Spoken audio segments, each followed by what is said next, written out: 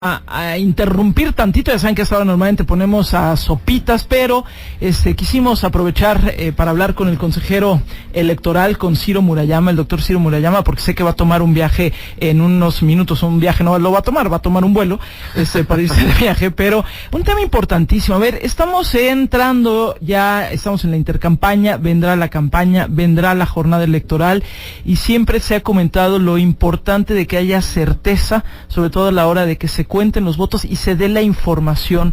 ¿En qué momento se va a dar la información? Se va a dar la información el mismo día, en la noche, se va a dar la información después, y estos son de los momentos más importantes. Recordemos la elección del 2006, mucho de lo que ahí sucedió tenía que ver precisamente con el tiempo que se tardó en dar los resultados finales. Esta certeza es fundamental. Y la otra, y ya lo hemos comentado también aquí, es lo que está pasando a veces entre lo que decide el Instituto Nacional Electoral y lo que luego falla el Tribunal Electoral, el Tribunal Federal Electoral. Y bueno, aquí nos referimos específicamente al cómputo de las próximas elecciones. Ciro Murayama, gracias por tomarnos la llamada antes de salir de viaje. Cuéntanos qué está pasando. Buenos días. Hola Gaby, Risco, ¿qué tal? Gracias. Pues miren, el asunto es el siguiente.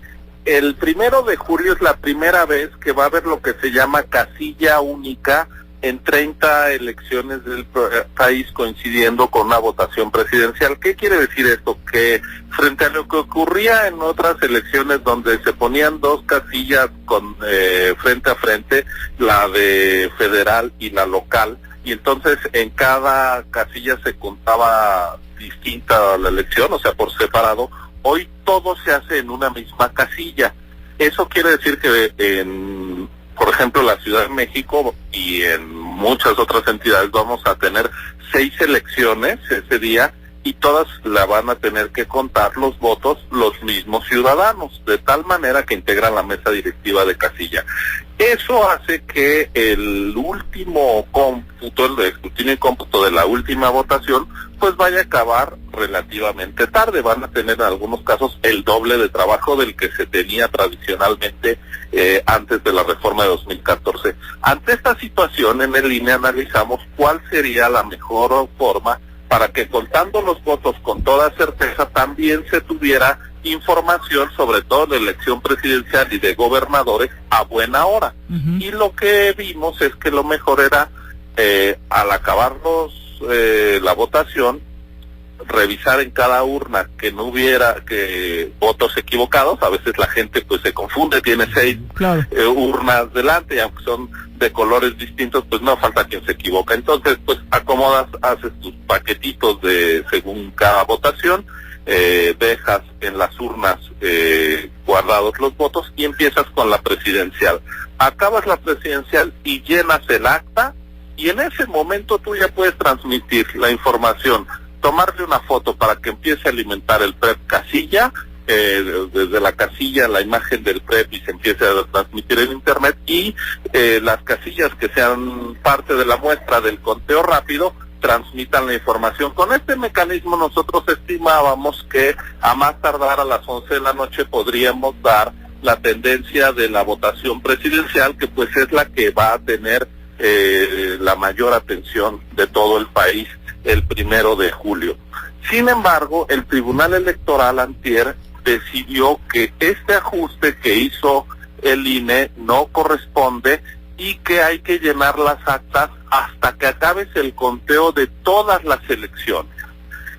Esta decisión del tribunal, si bien es jurídicamente inobjetable y se apega a lo que marca la norma, que es una norma que no se modificó cuando se creó la casilla única, es decir, se dejaron las reglas para cuando operaban las casillas separadas, y fue lo que el INE ajustó en su reglamento de elecciones, pues nos va a implicar un retraso en la publicación del resultado electoral. He de decir que el INE pues tiene muchísima experiencia operando casillas, nada más desde 2004 ahora hemos participado directamente en más de 40 elecciones locales, sabemos cómo se cuentan los votos, sabemos cómo los ciudadanos pues toman tiempo, tenemos medido el tiempo de los escrutinios, y por eso nuestros funcionarios expertos en organizar elecciones concibieron esta salida, que era la que nos resultaba la mejor combinación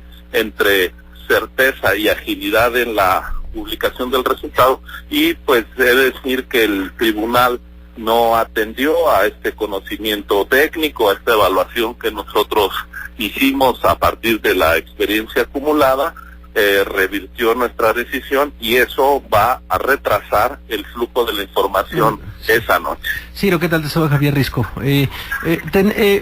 La verdad, una de las reacciones por parte del tribunal, de la presidenta del Tribunal Electoral de la Federación, Yanino Talora, era el tema de que no se pueden abrir las urnas dos veces. ¿A qué se refiere? ¿A qué se refiere? Porque no veo en qué momento choca con la propuesta del Instituto Nacional Electoral.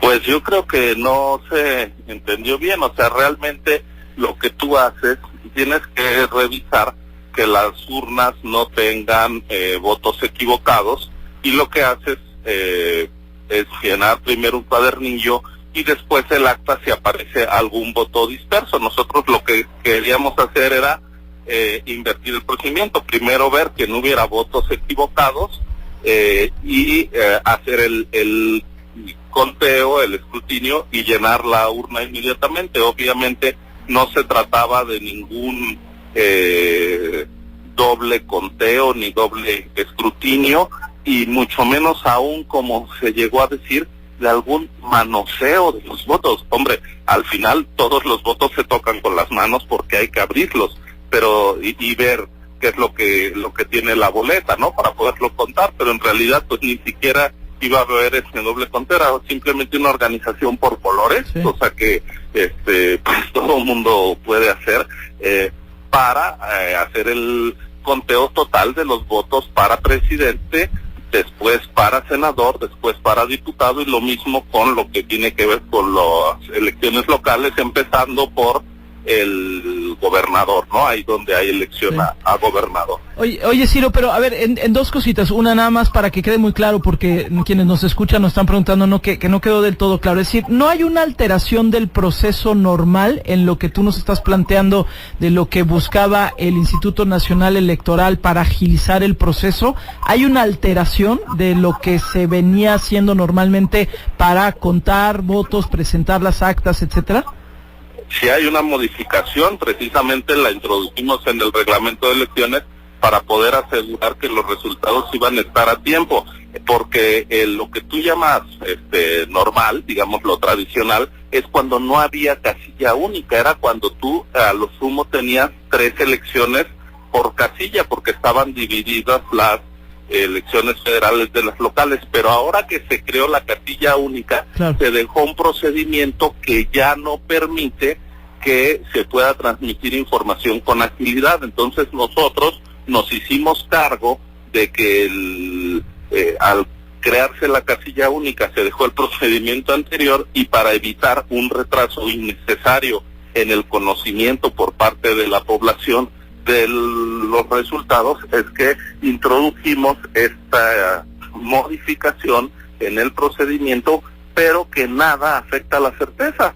Insisto, era simplemente ver si no había votos equivocados de urna, contar primero la presidencial y llenar el acta. ¿Qué es lo que ahora se va a hacer? Llenar el acta hasta el final. Cuando tú tienes 6 elecciones, esto puede decir que tal vez acabes pues ya tarde. Hay ocasiones en que cada cómputo lleva arriba de media hora. Si te tienes que esperar para llenar el acta de la elección presidencial hasta que acabaste de contar otras 5 elecciones, pues te estás hablando, claro, de 2 horas y media más tarde para transmitir los resultados. Sí, o sea, lo que se pretendía entonces es dar a conocer la presidencial en lo que se seguían contando lo demás. Esa era la propuesta, para que quede clara. Así es. Y ahora, lo que dice el tribunal es no, tienen que ser todas. Entiendo que también lo impugnaron varios partidos, ¿no? No sé si Morena, PAN, PRD impugnaron esto. Morena, PAN y Movimiento Ciudadano. ¿Y por qué lo impugnaron? ¿Con qué argumentos? Pues ¿con los mismos?